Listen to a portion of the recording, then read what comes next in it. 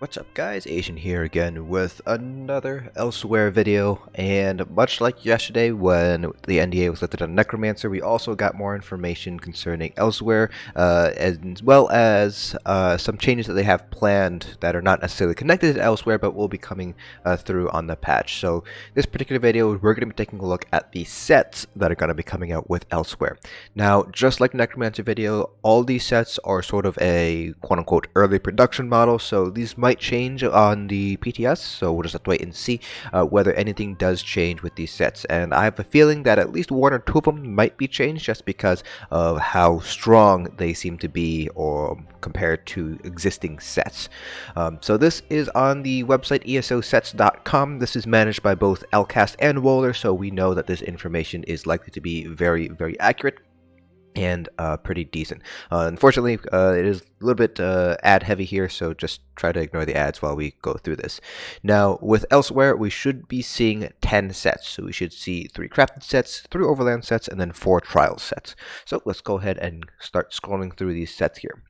So the first set, so these are in alphabetical order. So we have Claw of the Undertaker, which is an overland set, and it's a heavy armor overland set. So we have healing taken, max health, healing done. When you deal damage to the light attack, you apply minor lifesteal to your enemy for 8 seconds, healing you and your allies for 600 health every 1 second. When damaging them, this effect can occur every 8 seconds. Now, minor lifesteal, pretty easy debuff to get. You can just put down a blood altar, or you can use some other abilities also apply it. So leeching vines, for example, on the warden healer or warden tank. So this set probably is going to be very, very useless overall. Just because my lifesteal is much more easy to apply if you just put down a blood altar. So this set, I don't see this being used all too often in sort of PvE content or even PvP. Again, you just drop down a blood altar and you have minor lifesteal down. So that ability, at least in my opinion, I value sets more than I value abilities, because you have 10 ability slots but you only have 2 armor set slots basically. So I don't really see Claw of the Undertaker really being useful all too much. Next set is Claw of Yolnakhriin. So this is a trial set. This is the heavy armor set from Sunspire. So it adds max health, minor aegis, max stamina, and when you taunt an enemy, you give yourself and 11 group members minor courage for 15 seconds, increasing spell and weapon damage by 129. This has an 8-second cooldown. So we finally get minor courage, and it is through a tank set. So finally we have a new set for tanks that is actually going to be really, really good to use. So this is really nice for those of you guys who main tanks. I could really see this being used sort of on the main tank, maybe even on the off tank, depending on which tank is taunting what. But it gives you minor courage, so just another buff, and this does stack on top of Olorime because this is minor, not major courage. So definitely a new set that you're going to want to pick up as a tank, especially if you want to run PvE content here. I can see right now that the sort of meta as it stands right now is likely going to be something like Yolnakhriin and Alkosh on one tank, probably the main tank, and then you're probably going to have Alkosh plus Torug's or Alkosh plus Dragon Guard on your off tank. If you have 3 tanks, then the other tank is also going to be wearing Alkosh and some other buff set as well, maybe Powerful Assault. So really, really nice. That's is us kind of listen to tanks for once and are like, well, we don't want to be more tanky, we want to be more buffy. So really nice that they managed to introduce minor courage to a tank set rather than through like a necromancer passive. Cold Harbor's favorite is the next set. This is a craftable set, so you can make this in all different armor weights. So you get max Magica, max stamina, spell damage, and weapon damage. And this is a really, really long 5. Holy crap, this is probably the longest 5-piece set bonus out there. When you heal yourself or an ally, you summon Cadwell's Noble Mount Honor, who after 2 seconds casts a healing spell on you and your allies around him that heals for 12,800 health over 4 seconds. When you damage an enemy, summon Cadwell's Noble Mount Honor, who after 2 seconds explodes, damaging enemies around him for 12,800 magic damage over 4 seconds. Honor can only be summoned once every 10 seconds. This is a pretty interesting set, so you can either get a nice sort of burst heal every 10 seconds, or you can get a nice sort of burst damage every 10 seconds. So looking at the Magica stamina bonuses, this does seem to be geared more towards like a PvP craftable set. Probably not going to be as broken as Slode's was when Slode's was released, back when Somerset was initially released, but still a very interesting set. I don't really PvP enough to really know where this will fall in terms of PvP, but just in terms of PvE, don't really see this being used all too often, because the set itself doesn't seem to deal that much damage. Again, 12,800 over 10 seconds, that's only a base DPS of 1,280. Other sets can provide more DPS. And as a healer, you're kind of looking more for buffing, debuffing, less just raw healing strength. And even if you're just looking at raw healing strength, again, it's only 1,280 heals done per second if you're proccing it on cooldown. So it also is depending. So if you have to make sure you heal after the cooldown is over and not damage, otherwise you don't get the heal effect either. So this is a pretty interesting set, but I'm not 100% sure where this is going to fall, particularly in the PvP meta where I see this being used more often. Crafty Alfiq, this is a light armor overland set from Elsweyr, and this just looks like the Magica version of Hulking Draugr. So just crap ton of max Magica. So 1096 max Magica for 2, 3, 4 piece, and then the 5 piece adds 2411 max Magica. So pretty much, again, the Magica version of Hulking Draugr. So obviously, Necropotence will give you more max Magica. It gives you just over 1,000 more max Magica, but it is reliant on you having a pet out. So Crafty Alfiq might be better off for classes that do not have pets. So basically, any non-pet Sorc, essentially, might want to use Crafty Alfiq instead. The light armor set trial set. So this is a light armor Sunspire set, Eye of Nahviintaas. I'm assuming that these names are going to be the names of the bosses that we fight. So Yolnakhriin and Nahviintaas. They're probably going to be the dragons we fight in Sunspire. So we have Magica Regen, Minor Aegis. So this is probably going to be the healing set. Next Magica. A 5-piece. When an ally activates one of your synergies, you and the synergy activator reduce the cost of your Magica and stamina abilities by 12% for 3 seconds, 6-second cooldown. This actually looks fairly interesting. It's obviously a very heavy sustained set, and it is reliant on you activating one of your synergies. So I'm just thinking offhand, Templars, if you're running Blood Altar, you have Extended Ritual, you have Shards, or Orbs. That's 3 synergies right there. So you could get pretty decent uptime on this sort of cost reduction. Plus, obviously, if you're using something like Orbs, you can send out more Orbs than once. So obviously, somebody else could activate a second orb after 6 seconds, and you get basically even more uptime on this effect here. So this looks like a pretty interesting set overall. It's really, really helpful for sustain. I'm not sure if this is going to end up sort of replacing any existing healer sets. So right now, the quote meta for healing sets are you have one healer, you typically speaking in Olo and Jorvolt's Guidance. You have a second healer in Worm and the other set, Worm and IA. Alternatively, you could have, Jorvolt's IA in Jorvolt's Guidance, and Olorime in IA, or Olorime in Worm.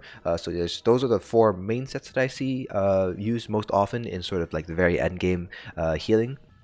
So I can see Eye of Nahviintaas being used in place of Worm, because not only is it Magica and Stamina, it's also stronger than Worm, so 12% versus 4%.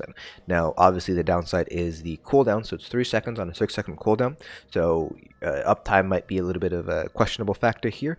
So I guess I'll have to kind of see where that sort of cutoff point is going to be between Worm / Hircine's Veneer and Eye of Nahviintaas on the healer. The additional advantage of running Eye of Nahviintaas versus like Worm is that you do get the Minor Aegis, which helps like survivability. So that's kind of a pro to running this set as well. So very interesting healing set, but I kind of want to take a look at the mathematics to kind of see what is that sort of uptime break-even point compared to like Worm and Hircine's Veneer.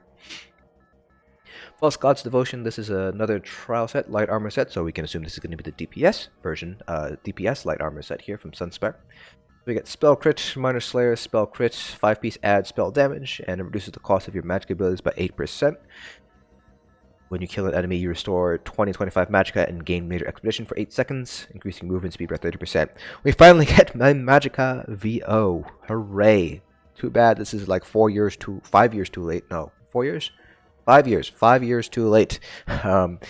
No, it should be 4 years. Crackloan was released a year after. So yeah, this would be 4 years too late for a Magica VO. That being said, it's still very welcome that we now have a Magica version of VO, so we don't have to run out of Magica in the middle of, trash pulls and things like that. But still, I would much rather have seen something like a Magica Sovereigns or a Magica Reliquin versus a Magica VO at this point.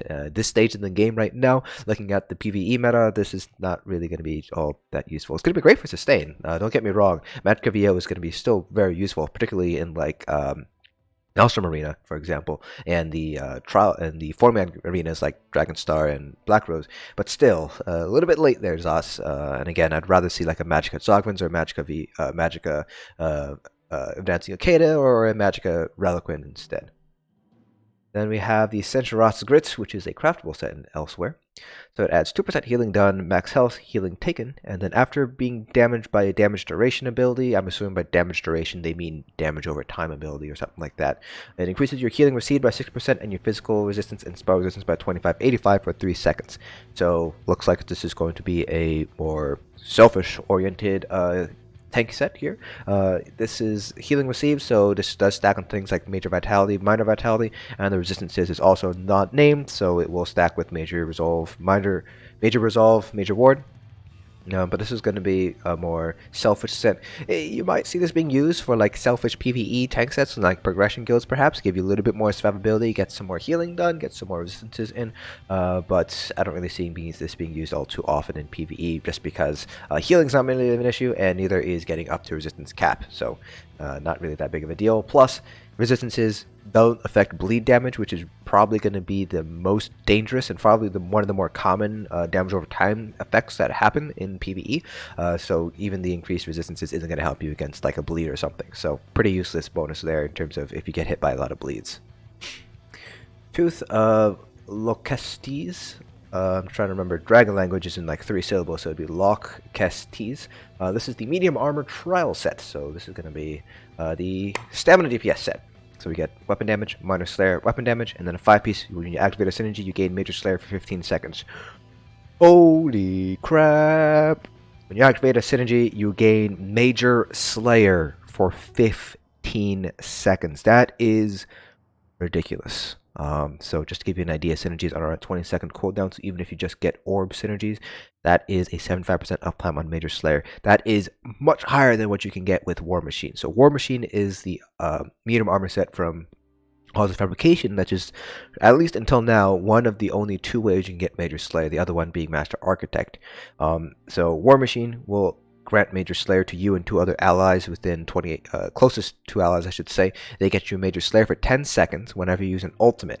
And based on the cheapest ultimate in the game right now, which is the Nightblade's Incapacitating Strike, which costs 70 ultimate, you can get at most roughly around 42 to 43% uptime on Major Slayer just through War Machine.